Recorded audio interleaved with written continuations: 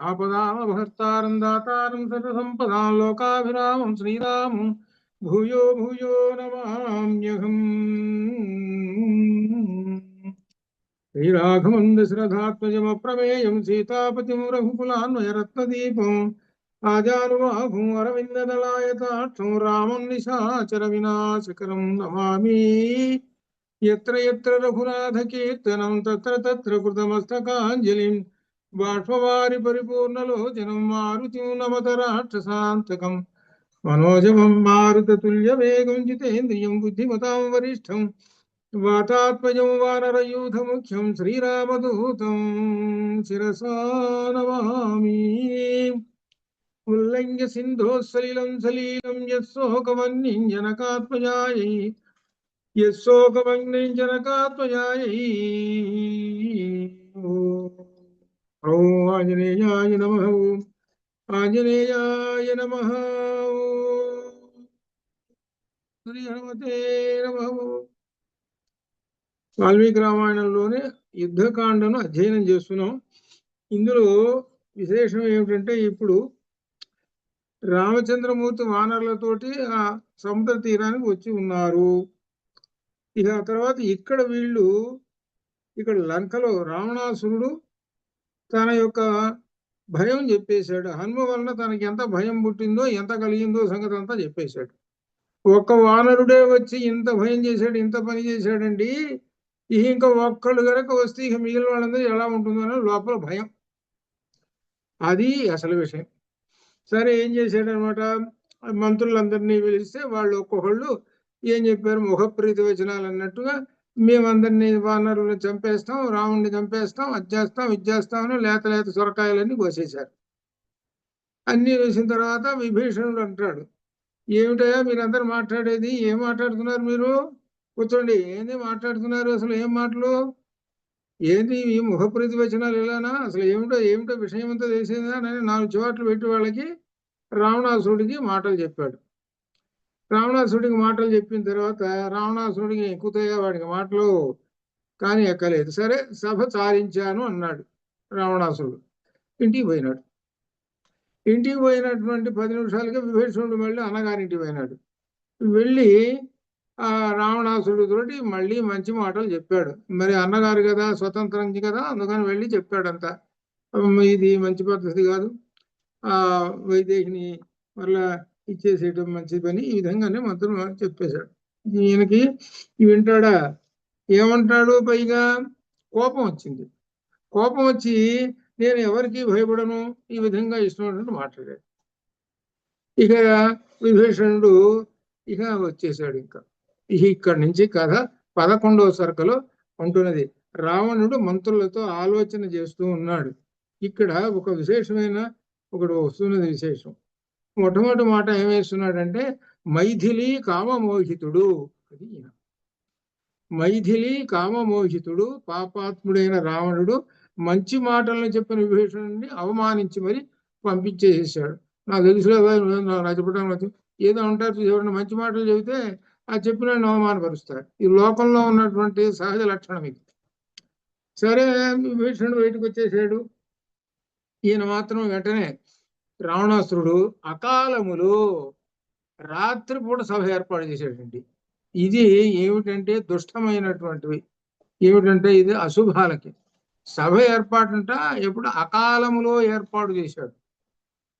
అకాలములో సభను ఏర్పాటు చేసి మొత్తం లంకలో ఉన్న ప్రతి ఇంటికి పోయి రాజుగారు రమ్మంటున్నారు మిమ్మల్ని అని అందరినీ వచ్చుకొచ్చాడు.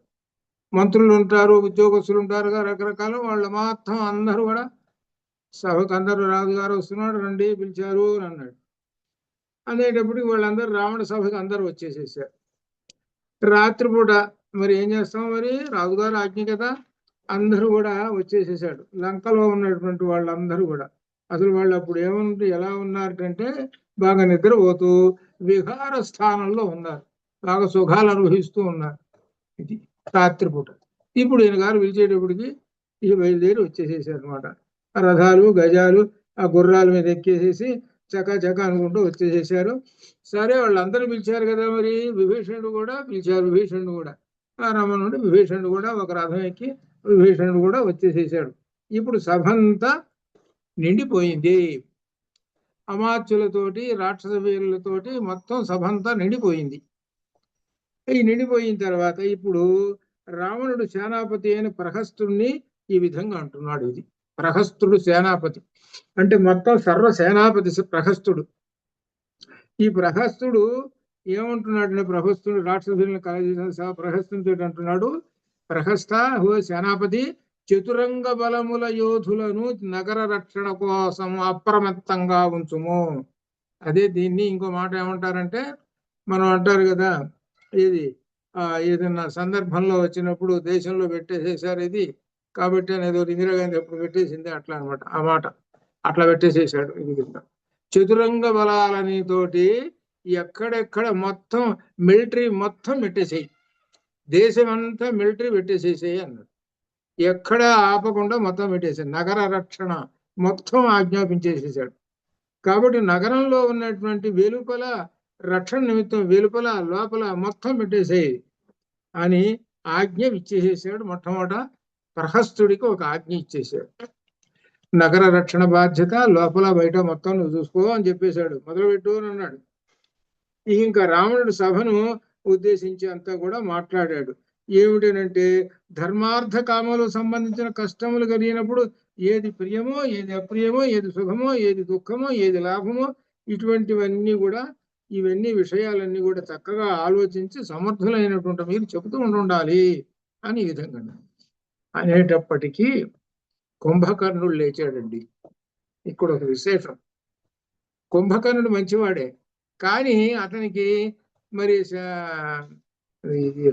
రాముడి చేతిలో మరి మరణం ఉంది కదా, మరి వెంటనే మళ్ళీ రాక్షసత్వంలోకి వెళ్ళిపోతాడు. కుంభకర్ణుడు ఏమంటే ఈ విషయములన్నీ ఏమిటనో విషయాలన్నీ కుంభకర్ణుడు నిద్రపోతున్నాడు, 6 నెలలు అయిపోయింది, లేచాడు, ఇప్పుడు వీడు లేచాడు, ఇప్పుడు వస్తున్నాడు అని చెప్పి ఈ విధంగా చెప్పిన తర్వాత ఇక్కడ ఒక ముందు విషయం చెప్పుకున్న తర్వాత చెప్పుకుందాం అసలు విషయం. ఇక్కడ ఏమిటంటే రావణాసురుడి విషయంలో చెప్పుకోదగినటువంటి విషయం ఇది. మనం కథంతా పక్కన పెట్టేసేద్దాం.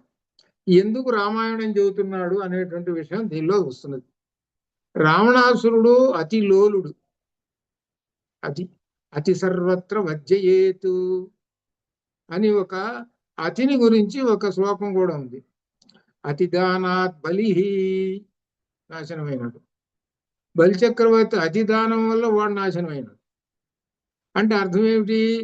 నేను ఏదైనా ఇచ్చేస్తాను, అది ఇస్తాను, ఇది ఇస్తాను అన్నాడు, శుభ్రంగా మొత్తం అంతా పోయింది. అతి ఒక ఉదాహరణకు అనమాట. అంటే దానికి తర్వాత అర్థం వేరే వచ్చినాయి కానీ అతిదానాత్. అలానే అతి లౌల్యాత్, లౌల్యము, ఇదే ఇంద్రియ లౌల్యం. ఇంద్రియ లౌల్యము వలన రావణాసురుడు దుర్గతి పొందాడు. అది అర్థం. వీళ్ళందరూ ఏమిటంటే గొప్పవాళ్లే, కానీ వీళ్ళకు ఉన్నటువంటి గుణం ఉన్నదే అది ఎంత దూరం వెళ్ళిపోయిందంటే, అది హద్దుల దాటి ఎంత దూరం వెళ్ళిపోయిందో చివరికి సర్వనాశనం అయినారు. ఇది అట్లనే ఇక్కడ ఈయన సర్వనాశనం కావటానికి రావణాసురుడు తనే కాకుండా అందరూ నాశనం కావటానికి కూడా అతనిలో ఉన్నటువంటి గొప్ప దుర్గుణమైనటువంటిది ఒకటి ఉన్నది. అదే మనకు గీతలో చెప్పాడు.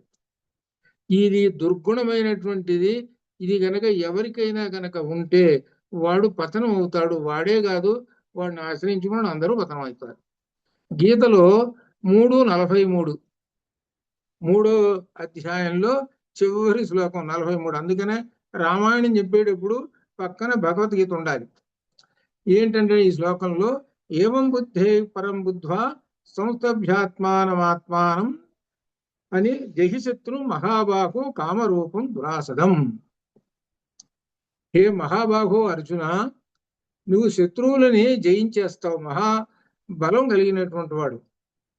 కానీ నీలో ఉన్నటువంటి మహాశత్రువు ఒకడు ఉన్నాడు. ఏమిటి? కామరూప దురాసదం. అంటే ఏమిటనమాట? ఇది రజోగుణ సముద్భవమైనటువంటి కాముడు ఒకడు ఉన్నాడు.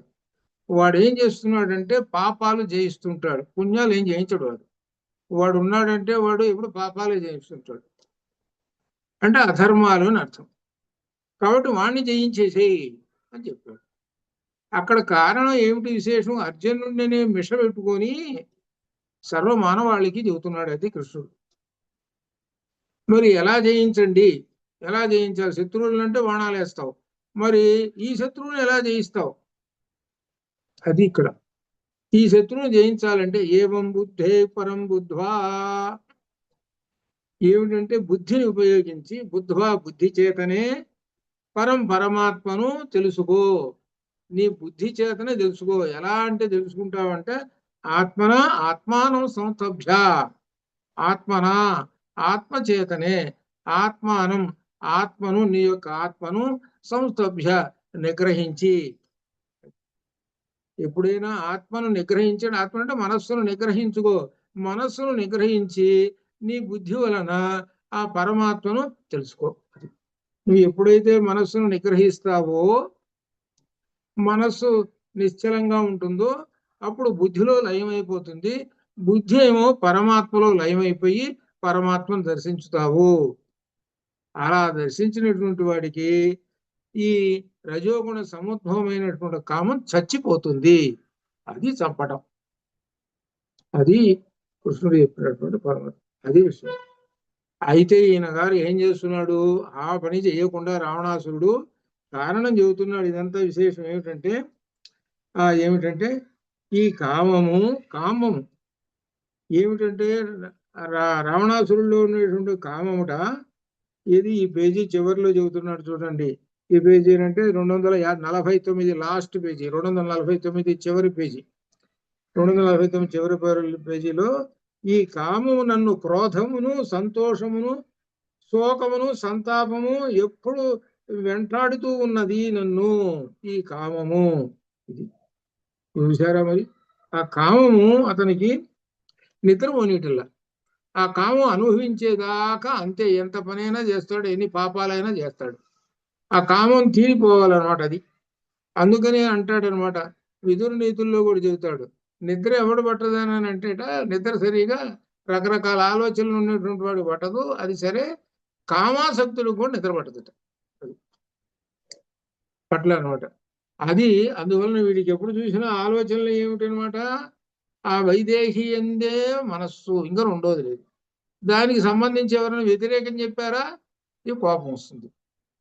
ఇట్లా బుద్ధి కలుషితం అయిపోతున్నది. అందువలన కామేన కలుషీకృత, కామేన కామము చేత తన యొక్క బుద్ధి అంతా కలుషీకృతం అయిపోయింది. అదేనమాట ఇంత విశేషమైన చెబుతుంది. సుందర నేత్రములు గల ఆమె శుభర వచనమునకు అంగీకరించింది. అంటే సంవత్సరం కాలం అడిగింది, సరేలే అన్నాను. సంవత్సరం అయిపోవస్తున్నది కాబట్టి ఇప్పుడు నా కోరిక నెరవేరబోతుంటుంది. కానీ ఇప్పుడు యుద్ధానికి వాళ్ళు వస్తారు, వాళ్ళందరినీ ఎదుర్కోవాలి ఎట్లా, అది ఈ విధంగా చెబుతున్నారు. వానరులు ఎలా వస్తారు? రాలేరు కదా. అసలు ఈ సముద్రం దాటాలి అంటే ఒక రాక్షసుల వల్లనే అవుతుంది. ఆకాశంలో వెళ్ళిపోతుంటారు రాక్షసులు, వాళ్ళు మాత్రమే వెళ్ళగలుగుతారు. ఇక వానరులు కాదు కదా, ఎవడు రాలేడు.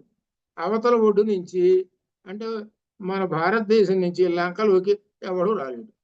అది చెబుతుంది. కాబట్టి వానరులు ఎట్టొస్తారు? ఇంకా రాలేరు, ఎవరు రాలేరు.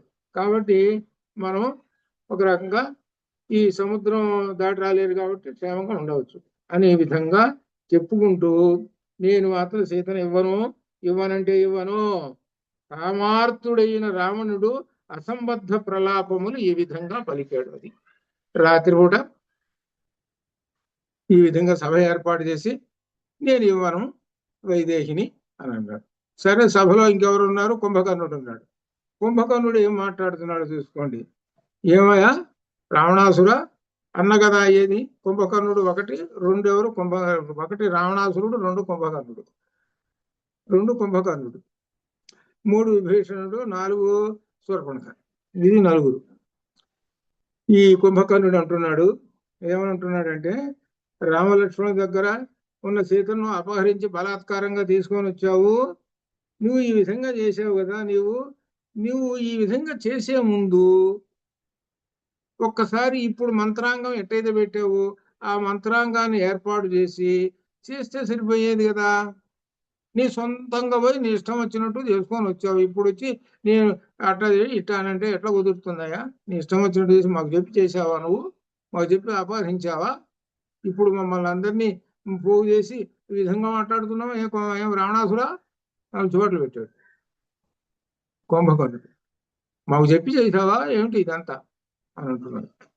మాకు చెప్పేం చేయలేదు కదా, మరి అప్పుడే మంత్రాంగం పెట్టి చేస్తే సరిపోయేది కదా, ఈ విధంగా చేసావు కదా, మరి నువ్వు ఏమిటి ఈ విధంగానని అని అంటూ ఇంకొక మాట చెబుతున్నాడు. ఏమిటంటే ఒక ఉపమానం ఒకటి చెబుతున్నాడు. అధిక బలం ఉన్నది కదా అని కార్యములను చాపల్యముతో నీకు చాలా బలం ఉంది అనేటువంటి అహంకారం ఉన్నది. ఆ అహంకారంతో ఏం చేసావంటే దాన్ని ఏం చేసి ఇతరులు తమ కార్యం నెరవేర్చుకుంటారు. నీ యొక్క అహంకారం వలన నీ యొక్క చేసే కార్యములు ఏవైతే ఉన్నాయో ఇతరులకు లాభం ఉంటుంది. అంటే నువ్వు చేసేటువంటి కార్యములు అహంకారంతో చేస్తే వాళ్ళు లాభపడతారు అని ఏమిటబ్బా ఇట్లా చెబుతున్నాడు అని అనిపిస్తుంది. ఏమిటంటే దీనికి ఉపమానం చెబుతున్నారనమాట.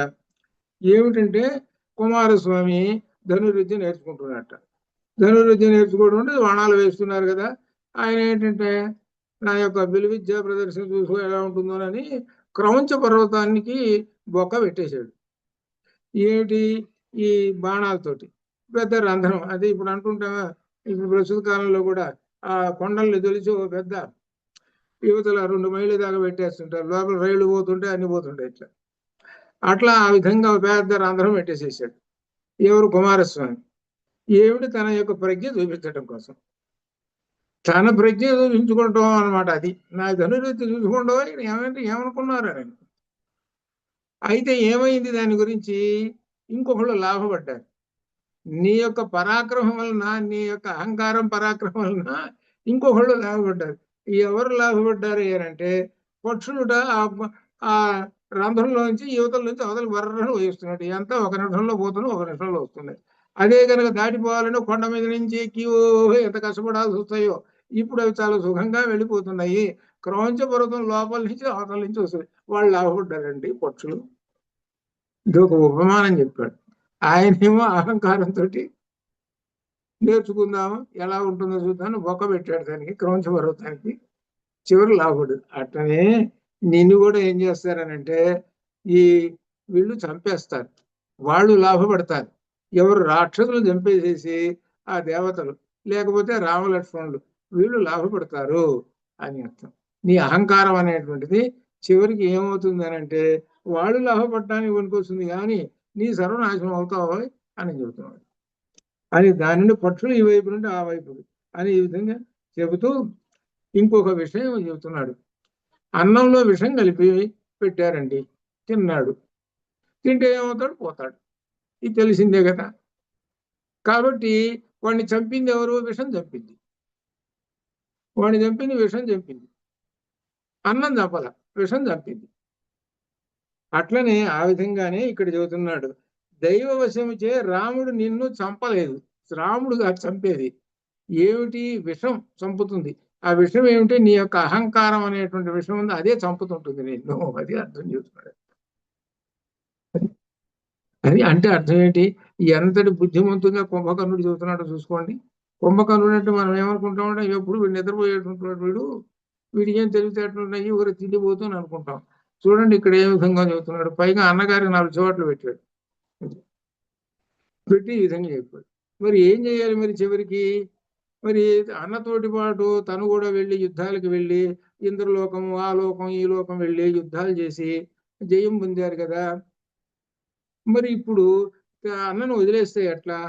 ఇది అందుకని ఏం చేశాడంటే చివరికి సరే ఏమైనా సరే నేను నీతో పాటుగానే నువ్వు అన్నట్టుగానే యుద్ధం చేస్తాను, రామలక్ష్మణుడు వాళ్ళతో యుద్ధం చేస్తాను, వానలతో యుద్ధం చేసేస్తాను, నీకు జయం కలిగించేటట్టు చేసేస్తాను, నువ్వేమో భయపడాల్సిన పని లేదు, నిర్భయంగా ఉండు అని చివరికి చెప్పాడు. అది చాలు చివాట్లు పెట్టి చివరికి ఏం చెప్పాడు?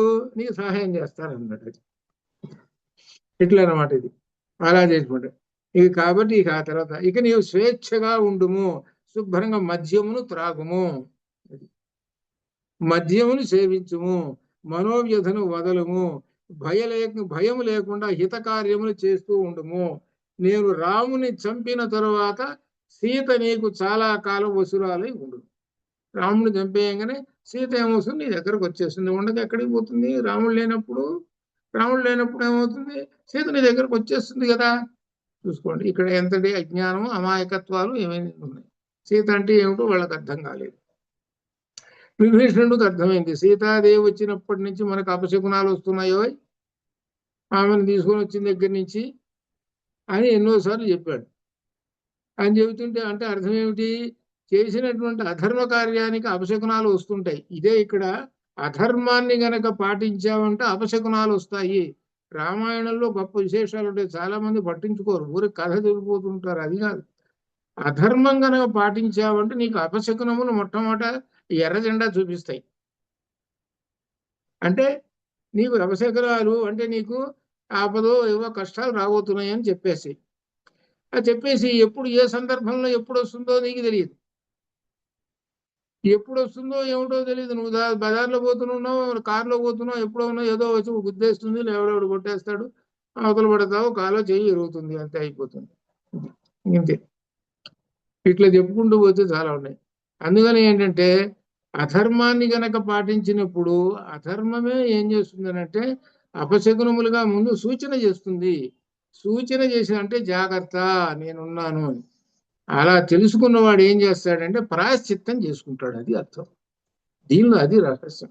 అధర్మాన్ని గనక పాటించినటువంటి వాడు అపశకునాలు వస్తున్నాయంటే నేను అధర్మాన్ని ఏం పాటించానో ఏమో, కాబట్టి నేను ప్రాయశ్చిత్తం చేసుకోవాలి. కాబట్టి ఏమిటంటే మన రామాయణంలో ఉన్నటువంటి హనుమ భక్తులు, హనుమ ఉన్నారు కదా, హనుమని సేవించడము, లేకపోతే ఈ విషయాలు ఏంటో తెలుసు, దానిలో జ్ఞానంలో ఉండి అలా కొంతకాలం దీక్ష వహించడం ఇట్లా చేసుకోవాలి.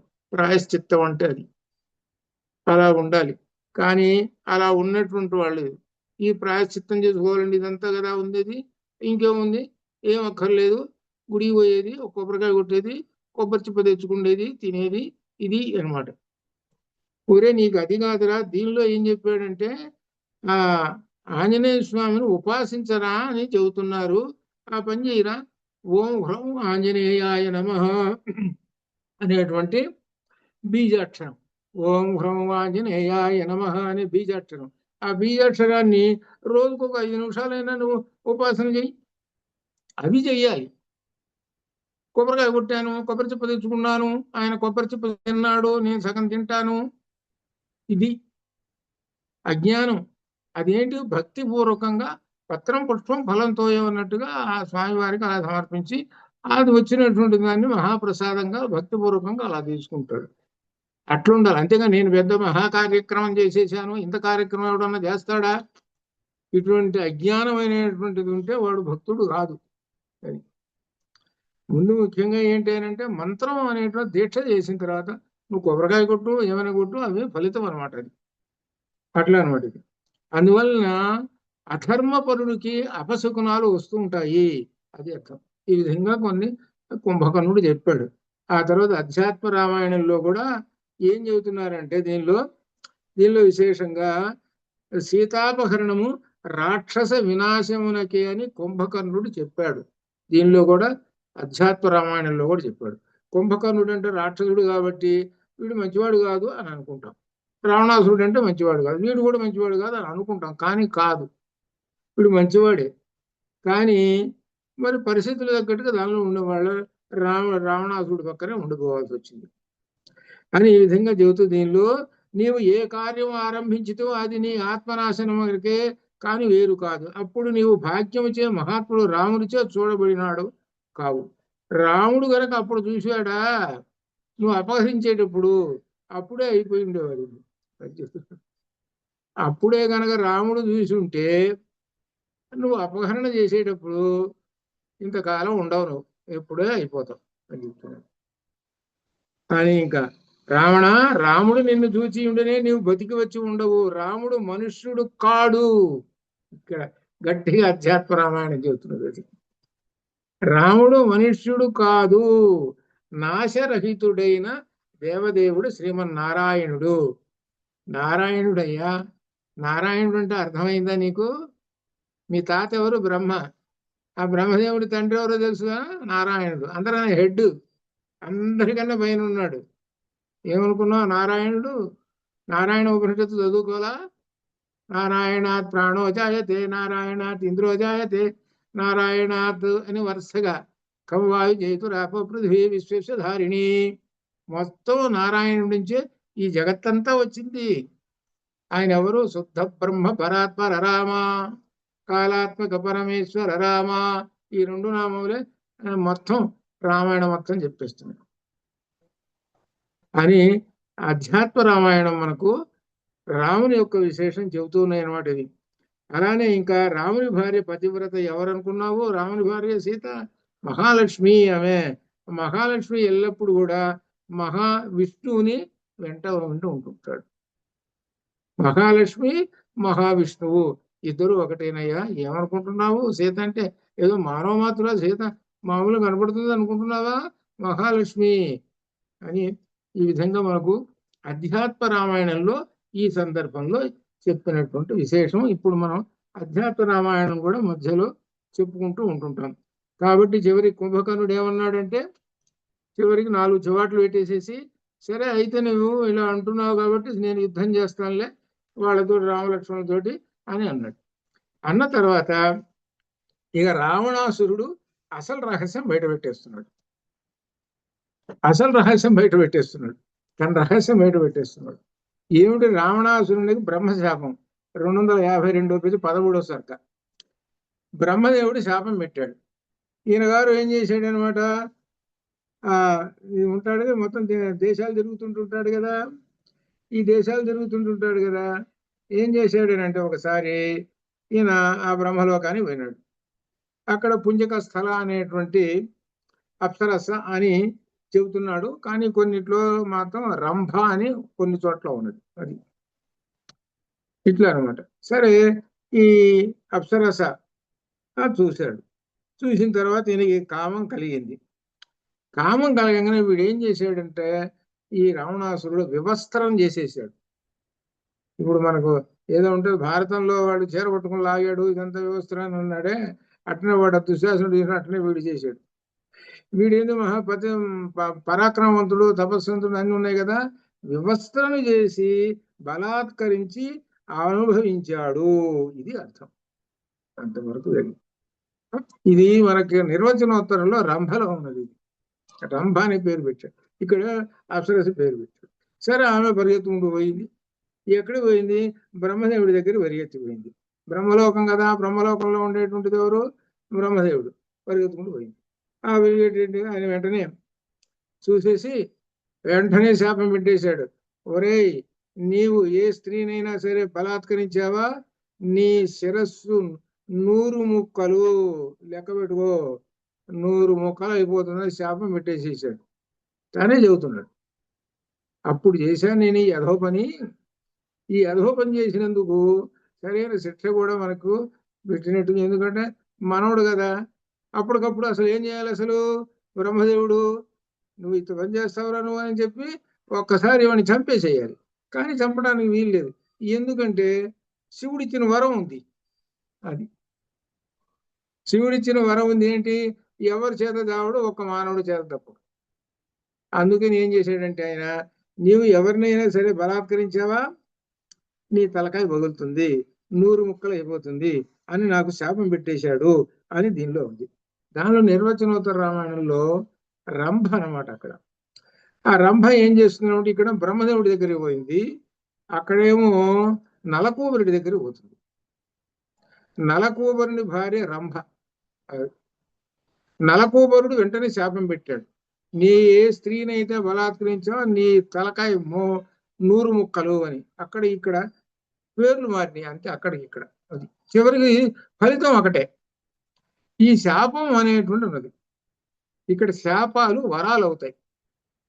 మనకు రామాయణము, భారతం ఇటువంటి వాటిల్లో జాగ్రత్తగా కనిపెట్టి చూస్తుంటే శాపములు వరాలు అవుతాయి. అనగా అతనికి పెట్టినటువంటి శాపం, రావణాసురుడికి పెట్టినటువంటి శాపం వలన సీతాదేవికి అది ఒక వరం అయింది. అదే అర్థం, సీతకు వరం అయింది. అలానే వాలికి శాపం పెట్టాడు మతంగ మహర్షి. ఏమని శాపం పెట్టాడంటే, నీవు గనక ఈ ప్రాంతానికి, ఈ ఋషిమోగ పర్వతం కానీ, ఈ ఋషిమోగ ప్రాంతంలో కానీ, ఈ కొండ మీద కానీ వచ్చావా నీ తలకాయ పగులుతుంది అని శాపం పెట్టాడు. అప్పుడు సుగ్రీవుడు ఏం చేశాడు, వాలికి భయపడి చివరికి పరిగెత్తుకుంటూ వచ్చి ఈ ఋషం వరం ఎదుగు కూర్చున్నాడు. వీడికి వరం అయింది ఇది. వాడికేం శాపం అయింది, వీడికేం వరం అయింది. శాపాలు వరాలు, ఒకటికి శాపం అయితే ఇంకొకటి వరం అవుతుంది. అది కాబట్టి ఇక్కడ రావణాసుడికి శాపం అయింది, ఇక్కడ సీతాదేవికి వరం అయింది. కాబట్టి వీడు ఎంతసేపటికి ఏంటి గోల చేస్తుంటాడు, గొడవ చేయటం అంతే. గొడవ చేసి భయపెట్టి వశం చేసుకుందాం, బలాత్కరిస్తే తలకాయ వదులుతుంది.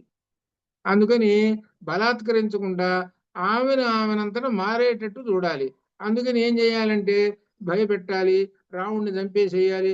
ఇవన్నీ చేస్తే అప్పుడు మనకు వశం అవుతుంది. ఇది వీళ్ళ యొక్క అభిప్రాయం, అది మనస్సు ఈ రావణాసుడు అనమాట. అని ఈ కథ అంతా ఎవరు చెప్పారు, ఆ సభలోనే చెప్పేశాడు.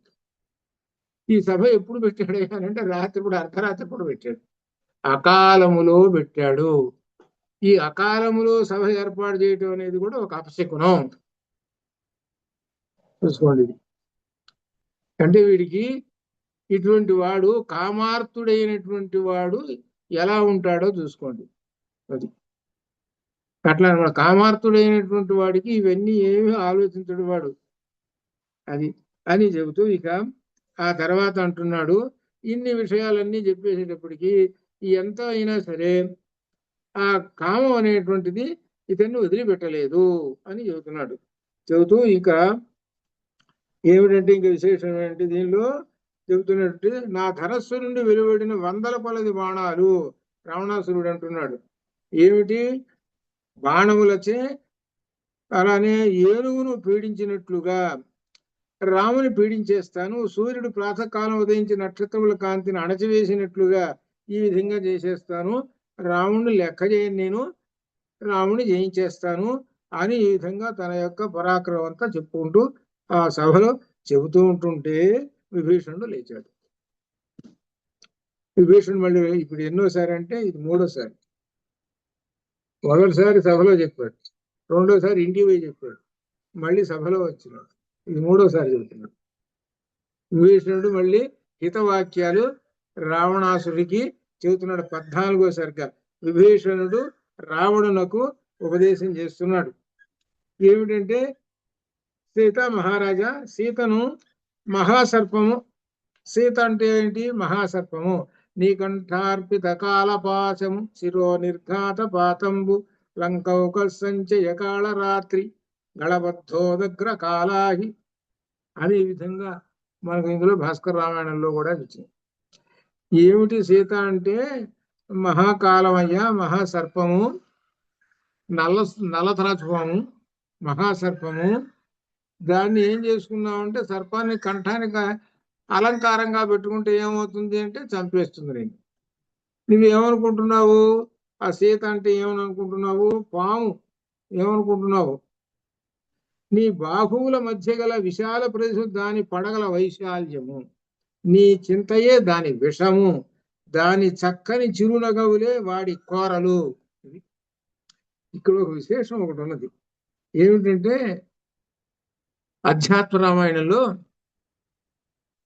రావణాసుడు వచ్చాడు, వచ్చి కాజేయడానికి వచ్చాడు.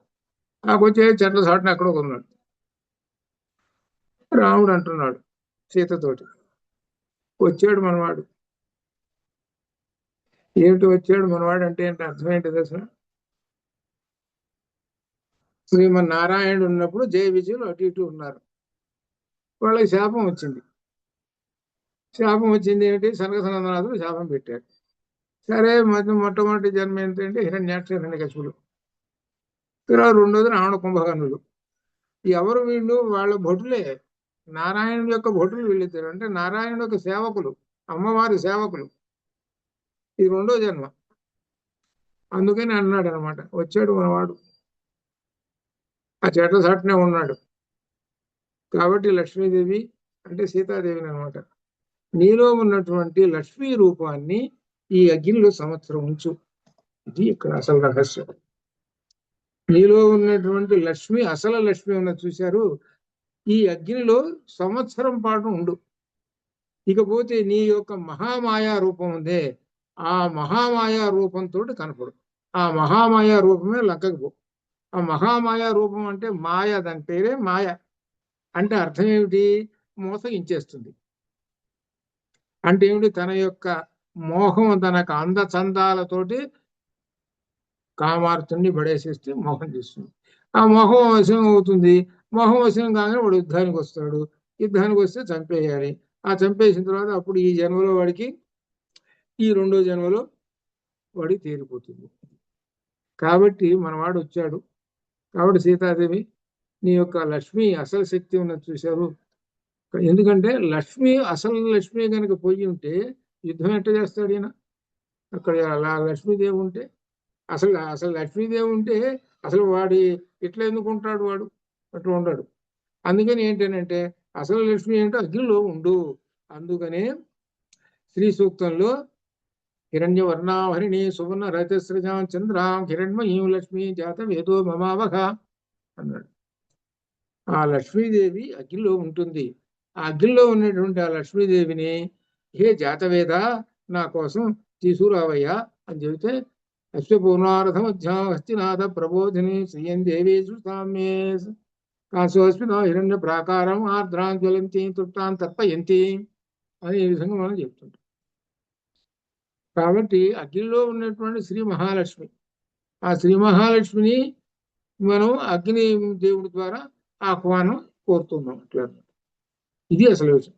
అట్లనే అధ్యాత్మ రామాయణంలో ఆ సీతాదేవిలో ఉన్నటువంటి మహాలక్ష్మి రూపం అగ్నిలో ఉండిపోయింది ఒక సంవత్సరం. అక్కడికి వెళ్ళింది మహామాయ, వెళ్ళింది లంకకు వెళ్ళింది. ఆ మహామాయ వెళ్ళి ఆ రావణాసురుని తరింపజేయటానికి వెళ్ళిపోయింది. ఇది అర్థం అన్నమాట. ఇది మనకు అధ్యాత్మ రామాయణంలో ఉంది. అయితే మనకి కథ మాత్రం ఎందుకు చెబుతున్నాడు అని అంటే, అదంతా పక్కన పెట్టేసేసి దీని వలన ఒక నీతి తెలుసుకోండి, ఒక ధర్మం అనేది తెలుసుకోండి, అధర్మం ఎట్టుంటుందో తెలుసుకోండి, అది ముఖ్యము అని చెబుతున్నాడు. ధర్మము అధర్మము ఈ రెండు ఎలా ఉంటాయో తెలుసుకోండి. అధర్మాన్ని పాటిస్తే ఎంతటి వాడైనా వాడికి పట్టే గతి ఏంటో చూసుకోండి. ధర్మం అనేటువంటిది ఎవరైతే పట్టుకున్నారో ఆ ధర్మం పట్టుకున్నటువంటి వాళ్ళు ఎంతటి వాడినైనా జయిస్తారు. అది అర్థం. మానవుడు మాత్రం, మానవ మాత్రుడైనటువంటి రాముడు ధర్మాన్ని పట్టుకున్నాడు కాబట్టి ఎంతో గొప్పవాడైనటువంటి రావణాసురుడు ఉన్నాడే వాడిని జయించేశాడు. రావణాసురుడు గొప్పవాడే, కానీ అధర్మాన్ని పట్టుకున్నాడు కాబట్టి ధర్మం అనేటువంటి జయిస్తుంది. యతో ధర్మ తతో జయ. అందుకని యదా యదా ధర్మస్య గ్లానిర్భవతి భారత అభ్యుత్థానమధర్మస్య తదాత్మానం సృజామ్యహం పరిత్రాణాయ సాధూనాం వినాశాయ చ దుష్కృతాం ధర్మ సంస్థాపనార్థాయ సంభవామి యుగే యుగే అని చెప్పారు. అది ఇందులో ఉన్నటువంటి గొప్ప విశేషం. ఆ అర్థం, ఆ భావంతో మనం ఇక్కడ గ్రహించవలసినటువంటిది. అందువల్ల ధర్మాన్ని ఉపదేశిస్తున్నాడు విభీషణుడు రావణునకు ఉపదేశించాడనమాట. నీవు ఆ సీతాదేవిని అపహరించావే, ఇంటికి తీసుకొచ్చావు, ఏమిటో తెలిసిన అర్థము, కాలసర్పాన్ని నీ మెడకు చుట్టుకున్నావయ్యా అని చెప్పారు. ఆ కాలసర్పం అనేటువంటిది మహాభయంకరమైనటువంటిది.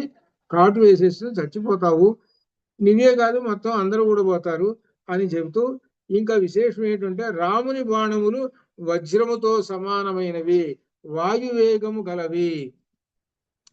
ఎలా చెప్పగలిగాడు విభీషణుడు అంటే, ఖరదూషణాదుల్ని సంహరించేటప్పుడు 1:12 నిమిషాల్లో చంపేసేటప్పుడు 14,000 మంది రాక్షసుల్ని ఖరదూషణాలు చంపేటప్పుడు ఆ బాణముల యొక్క శక్తి ఎలా ఉన్నదో అక్కడ ఉన్న రాక్షసులందరూ చూశారు. చెట్ల చాటు నుండి చూసి భయపడి పరిగెత్తుకుంటూ చాలా మంది లంకకి పరిగెత్తారు.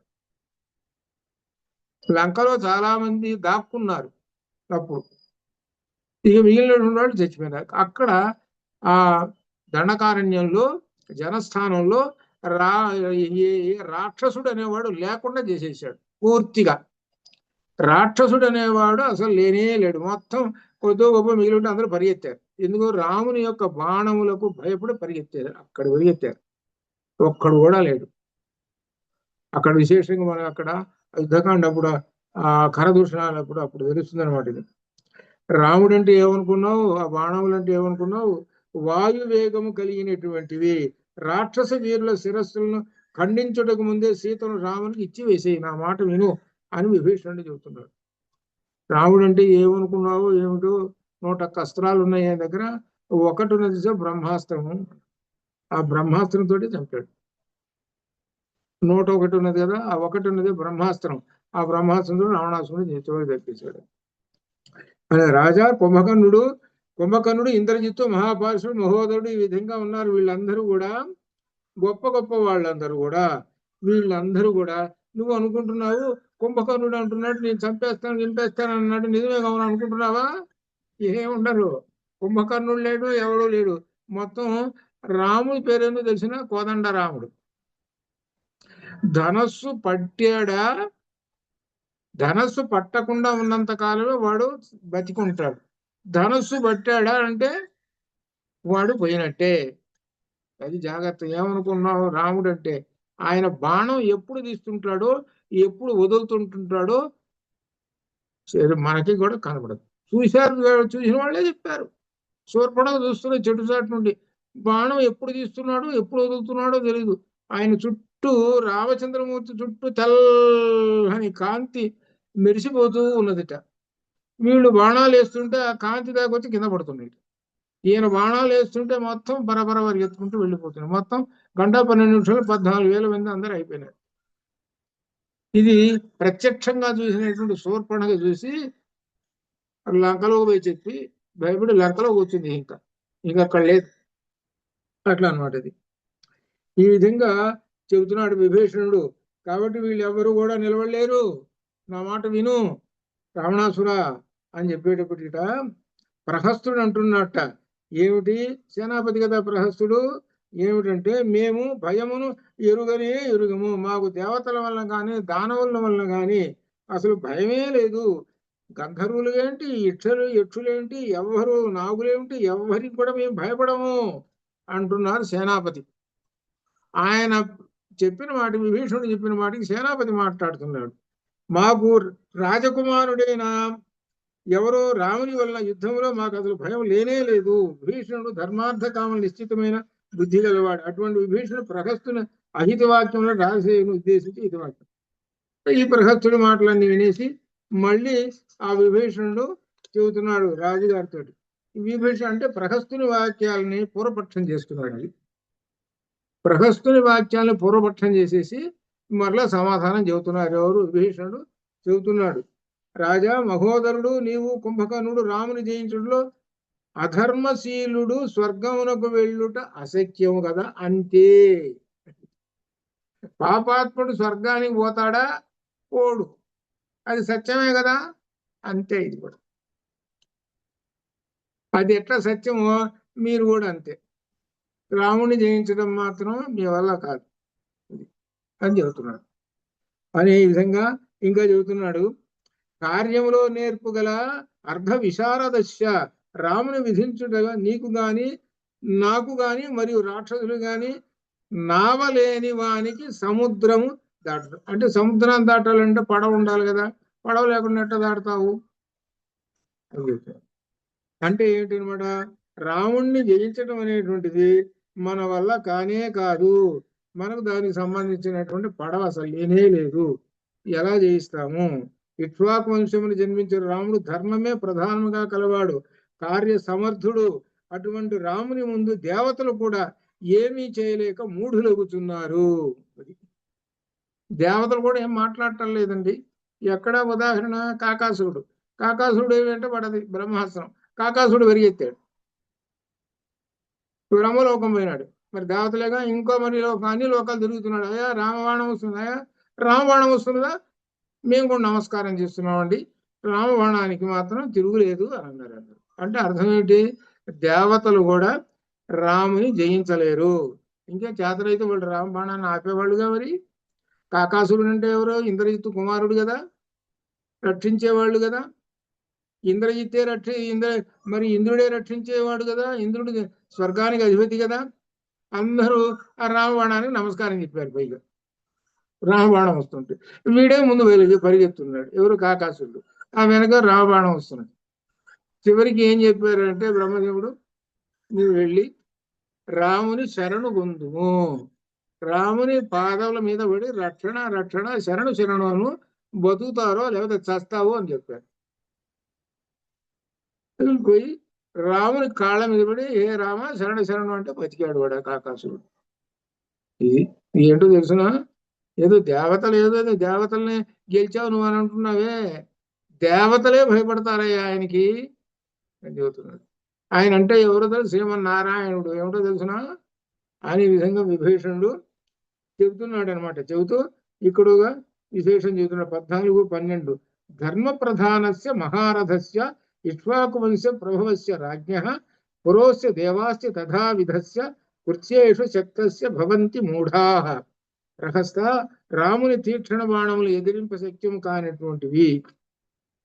కార్య సమర్థుడు ఇక్ష్వాకువంశం అని ఇది దీనికి. ధర్మ ప్రధానస్య మహారథస్య, రాముడే ధర్మముగా ప్రధానం కలిగిన వాడు. ఇక్ష్వాకువంశ ప్రభవస్య రాజ్ఞః, ఇక్ష్వాకువంశంలో గొప్పవాడు అని చెబుతూ పురః అస్య దేవాశ్చ అంటే దేవతలు కూడా ఆయన ముందు నిలబడలేరు అని ఈ విధంగా చెబుతున్నారు. ఇక్ష్వాకు వంశంలో ఇంత గొప్పవాడైన ఉంటే రాముడయ్య, ఆయన ముందు ఎవరు నిలబడలేరు అని ఈ విధంగా రాముని గురించి విభీషణుడు చెప్తున్నాడు. రాముని బాణములు వజ్రముతో సమానమైనటువంటి నిశితములైనటువంటివి, ప్రాణాంతకములు. అవి ఇంకా నీ శరీరమును భేదించి ప్రవేశించలేదు ప్రహస్త. అందువల్ల నీవిట్లు గొప్పగా మాట్లాడుతున్నావు. ప్రహస్త రాముడు అంటే ఏమిటో తెలియదేమో నీకు. ప్రహస్త ఏదో సేనాపతి కదా, నేను పెద్ద గొప్పగా విర్రవీగుతున్నావేమో. అంత క్రితం ఒకసారి కనుక నువ్వు చూసుంటే, కరదూషణాలు యుద్ధం అప్పుడు కనుక చూసుంటే అప్పుడు నీకు అర్థమయ్యేది అని ఈ విధంగా విభీషణుడు చెబుతూ ఉన్నాడు అనమాట. ఈ విధంగా ఈ రాజుకు వ్యసనములకు లోనైనటువంటి వాడు, ఈ విధంగా ఆలోచించకుండా పనులు చేసేటువంటి వాడు, ఈ రాజు ఏమి చేసినా మీరు మిత్రులే అయినా అమిత్రుల వలె తలలూపుతూ రాక్షస వినాశం తలలూపుతూ ఉంటారు. అనగా అర్థం ఏమిటి? ఒక రాజుగారు ఉన్నాడు, రాజుగారికి వ్యతిరేకంగా మాట్లాడితే ఎట్లా? రాజుగారి యొక్క అభిప్రాయాన్ని అనుసరించి, అయ్యా రాజుగారు మీరు చేసింది చాలా మంచిదండి, ఒక అధర్మాన్ని కూడా మంచిదండి, ధర్మం అండి అంటే చెబుతుంటారు. ఎందుకు? రాజుగారి ముందు కనుక కాదండి మీరు చేసేది తప్పండి అంటే రాజుగారు ఏం చేస్తాడు? ఎవడరా అంటున్నాడు, వీడిని తీసేయండి, తలకాయ తీసేయండి అంటాడు. అందుకని ఇవన్నీ తెలుసు మనకెందుకు లేనిపోద్ది అనడానికి ఏం చేస్తారు? మీరంత గొప్ప వాళ్ళు ఎవరు లేరు, మీరు చేసినటువంటి మంచి పని చాలా గొప్పది అని ఈ విధంగా పొగుడుతూ కాలం గడుపుకుంటూ ఉంటుంటారు వీళ్ళందరూ కూడా. నీ దగ్గర ఉన్న వాళ్ళందరూ ఇదేనాయా అని చెబుతున్నారు. మరి కుంభకర్ణుడు ఒక్కడే ఏం చెప్పాడు? చెప్పేశాడు, నువ్వు చేసింది తప్పు పని చేసావు, మాతో మాట్లాడి నువ్వు చేసావా అన్నాడు. అపహరణకి నాకు మాతో ముందు మాట్లాడావా అన్నాడు. అంటే కుంభకర్ణుడు అంటే రావణాసుడు తమ్ముడు కాబట్టి మాట్లాడగలిగాడు. మామూలు వీరుడు ఉన్నాడు అనుకో, ఎవడన్నా మాట్లాడాడు అనుకో, తీయండ్ర పెట్టి తలకాయ అనేవాడు. అది అట్లా అనమాట. ఇట్లా ఉంటుంది రాజరిక వ్యవస్థ అనమాట, అట్లా ఉంటుంది అని ఇంక చెబుతూ ఈ విధంగా ఇంక 1000 పడగలు గలది అయిన భయంకర సర్పము బలవంతంగా పనవేసుకుని ఉన్నది. అటువంటి ఈ రాజును మీరు మహాసర్పము నుండి విడిపించండి. ఈ రావణాసురుడికి పెద్ద సర్పం వల వేసుకొని కంఠాన్ని బిగించుకొని పట్టుకొని ఉన్నది. మీకు చేతనైతే ఆ సర్పాన్ని తీసేయండి, మీకు చేతనైతే అని అన్నాడు. అంటే ఏమిటి? చేసినటువంటి అధర్మమైనటువంటి పని కాబట్టి సీతను రాముడికి ఇచ్చేస్తే అప్పుడు తొలగిపోతుంది. అది ఈయన చెప్పేయడం చివరికి సారాంశం అనమాట. ఇది ఈ విధంగా చెప్పేసేసి ఆ రావణాసుడికి ఎవరు? విభీషణుడు చెప్పినటువంటి మాటలు చెప్పేటప్పటికి ఆ సభలో ఇంద్రజిత్తు ఉన్నాడు. ఇంద్రజిత్తు ఎవరు? రావణాసుడు పెద్ద కుమారుడు. ఆయన ఏమంటున్నాడు అంటే విభీషణుడి వాక్యాలని పూర్వపక్షం చేస్తున్నాడు. ఏంటంటే మన తండ్రికి అనుకూలంగా మాట్లాడాడు ఇంద్రజిత్తు. తండ్రికి అనుకూలంగా మాట్లాడాడు. ఆ మాట్లాడిన యొక్క ఫలితంగా తర్వాత ఇప్పుడు అనుకున్నాడు రావణాసురుడు, నాకు సహాయంగా పుడి భుజం వచ్చాళ్లే, నా కుమారుడు పెద్ద కుమారుడు, చిన్నవాడు పోతే పోయినాళ్లే, వీడున్నాళ్లే అని అనుకొని కడుపులో పెట్టుకొని ఇంకా అహంకారం పెరిగింది. పెరిగేటప్పటికి విభీషణుడిని తిరస్కరించేసేసాడు. పో ఇక్కడి నుంచి, ఇంట్లో నుంచి పో, బయటికి పో అని మొదలు పెట్టేశాడు. ఇది మనకి రేపు ప్రారంభమవుతుంది. అంతవరకు శుభం భయాత్తు. ఇందులో గొప్ప విశేషాలు మనకు పాటించదగినటువంటి విశేషాలు వస్తుంటాయి. అది జీవితంలో పాటించదగినటువంటి విషయాలు వస్తూ ఉంటుంటాయి. ఇటువంటి సందర్భంలో విభీషణుణ్ణి, మంచివాణ్ణి, ఒక సజ్జనుణ్ణి వీళ్ళు ఇంతమంది కలిసి ఏం చేశారనంటే బయటికి నెట్టేశారు. ఆ బయటికి నెట్టేస్తే అప్పుడు ఆ సజ్జనుడికి గతి ఏమిటి? అది అది పో, నీకు గతి ఉన్న చోట చెప్పుకోపోండ్రా అంటుంటారు. చూశారు? గతి అంటే అర్థం ఏమిటి?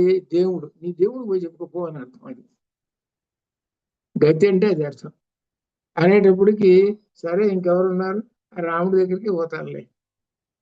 అక్కడ అక్కడ ఇక్కడి నుంచి మనకు గొప్ప విశేషాలు, ఆచరించదగినటువంటి, తెలుసుకోదగినటువంటి విశేషాలు చాలా వస్తుంటాయి అన్నమాట. ఇది అంతవరకు శుభం భయాత్వం. పూర్ణమద పూర్ణమిదం పూర్ణాత్ పూర్ణముదచ్యతే పూర్ణస్య పూర్ణమాదాయ పూర్ణమేవావశిష్యతే. అసతోమా సద్గమయ తమసోమా జ్యోతిర్గమయ మృత్యోర్మామృతంగమయ. ఓం శాంతి శాంతి. శుభం భయాత్.